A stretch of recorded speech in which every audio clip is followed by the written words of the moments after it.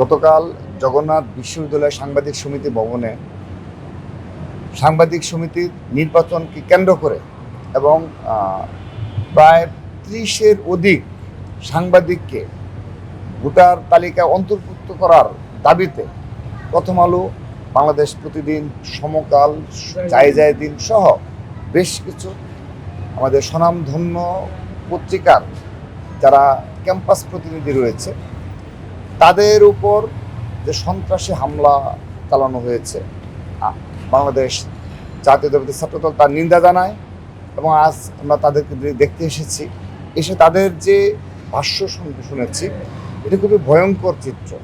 যে 5 আগস্টের পরবর্তী বাস্তবতা, এই প্রথম বাংলাদেশে এই প্রথম যে সাংবাদিক সমিতি দখল করার জন্যে শিবিরের সাধারণ সম্পাদকের নেতৃত্বে সরাসরি হামলা চালানো হলো।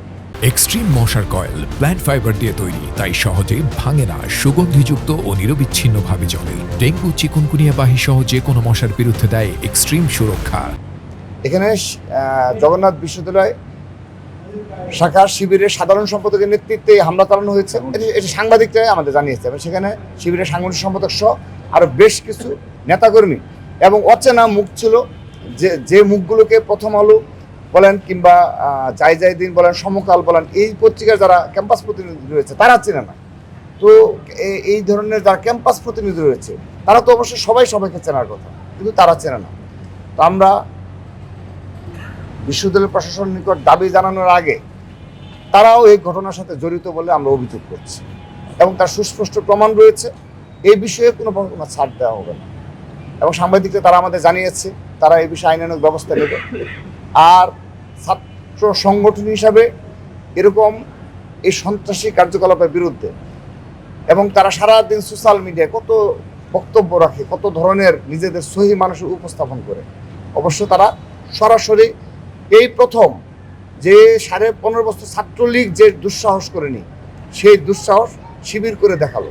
অর্থাৎ সাংবাদিক সমিতি দখল করার জন্য তাদের পন্থী যারা সাংবাদিক রয়েছে তারা যেন এই সাংবাদিক সমিতির সভাপতি, সাধারণ সম্পাদক হিসেবে থেকে যায়, সেটা দখল করার জন্য সরাসরি সেই ভবনে জগন্নাথ বিশ্ববিদ্যালয় শাখা ছাত্র শিবিরের সাধারণ সম্পাদক এবং সাংগঠনিক সম্পাদকের নেতৃত্বে হামলা হয়েছে।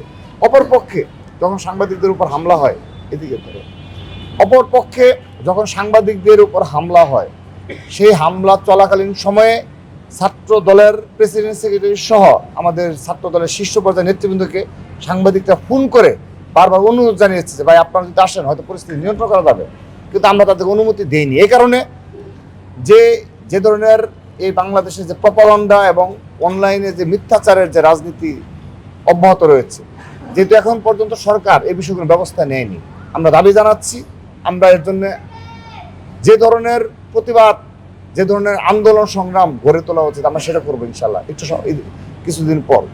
তো তার আগে এখন যেহেতু এই পরিস্থিতি রয়েছে, সেই পরিস্থিতিতে যেহেতু আমাদের যদি ছাত্র দলের শীর্ষ পর্যায়ের কারো এই সাংবাদিক সমিতির ভবনে একটা ছবি পেয়ে থাকে, এটা দিয়েই দেখবেন তারা ভাইরাল করে দেবে যে এই ছাত্র দলের প্রেসিডেন্ট, সেক্রেটারি কিংবা সাংগঠনিক সম্পাদক এরা ছিল, সে কারণে আমরা নিষেধ করেছি যে তোমরা যাবে না। কিন্তু ওরা ভবনের নিচে গিয়ে বারবার নিবৃত করার চেষ্টা করেছে যে এই মারামারিটা যেন না হয়। এমনকি শিবিরের সেক্রেটারিকে বলেছে যে এই আপনি এখানে কাজ কি, মারবেন না, যতটুকু উচ্চস্বরে বলা দরকার বলেছে নিচ থেকে, কিন্তু তারা নিবৃত হয়নি। তারা এবং সবচেয়ে ভয়ঙ্কর তথ্য, লোহার রড এবং স্ট্যাম্প তারা নাকি আগেই ঢুকাই রাখছে। এবং আরেকটি ভয়ঙ্কর তথ্য হলো সিসি ক্যামেরার অফ রাখা হয়েছিল। তো কে সিসি ক্যামেরা ফুটেজ অফ রেখে, সিসি ক্যামেরা কারা বন্ধ রেখেছে, এটি বিশ্ববিদ্যালয় প্রশাসনকে জবাব দিতে হবে, অবশ্যই জবাব দিতে হবে। আমি আজকে নিজে এখানে বলে গেলাম, আমাদের ছাত্র দলের নেতাকর্মী রয়েছে, সাংবাদিক সমিতির প্রতিনিধি রয়েছে, সাধারণ শিক্ষার্থীরা রয়েছে, তারা আজকের দিন পর শুক্রবার আগামীকাল থেকে এই দাবি আদায় করেছে এবং এই সন্ত্রাসীদের বিচার হওয়ার আগ পর্যন্ত নট অনলি জগন্নাথ বিশ্ববিদ্যালয়, ছাত্রদল সবগুলো ক্যাম্পাসে তার প্রতিবাদ অব্যাহত রাখবে এবং এই জগন্নাথ বিশ্ববিদ্যালয়ে এই সন্ত্রাসীদের বিচারের মাধ্যমে আমরা একটা বার্তা দিতে চাই যে পুরো বাংলাদেশে আর কোথাও এই দখলদারিত্বের রাজনীতি চলবে না। বিশ্ববিদ্যালয়ের নিজস্ব ভিসি, জামাতের প্রক্টর, জামাতের ট্রেজারার, জামাতের নির্বাচন কমিশন ছাড়া তারা সাংবাদিক সমিতি নির্বাচন করতে দিতে চায় না। তার মানে কি? তার মানে ছাত্র সংসদ নির্বাচনে কিছু একটা ঘটেছে। এটি ইনশাআল্লাহ সময়ের প্রমাণ হবে। তা না হলে সাংবাদিক সমিতি ইলেকশনের শিবিরের কাজ কি? কেন তারা এখানে দখলদারিত্বের জন্য তারা সশরীরে গিয়ে হামলা ক্ষেত্রে ভূমিকা পালন করবে? হোয়াই? এবং গতকাল আমি নিন্দা প্রতিবাদ জানাচ্ছি এবং এই ধরনের রাজনীতি কবর রচিত হবে। আর বেশি দিন এই ধরনের রাজনীতি করতে পারবেন না, যে নিজেরা সন্ত্রাসী কায়দায় প্রথম আলো, সমকাল, যাই দিন, বাংলাদেশ প্রতিদিন সহ স্বনামধন্য পত্রিকার ক্যাম্পাস রিপোর্টের উপর হামলা করে আপনি নিজেই নাটক করেন যে আপনার উপর হামলা হয়েছে। এই ধরনের শিবিরের রাজনীতি আল্লাহর রহমতে বাংলাদেশে কবর রচিত হবে ইনশাআল্লাহ।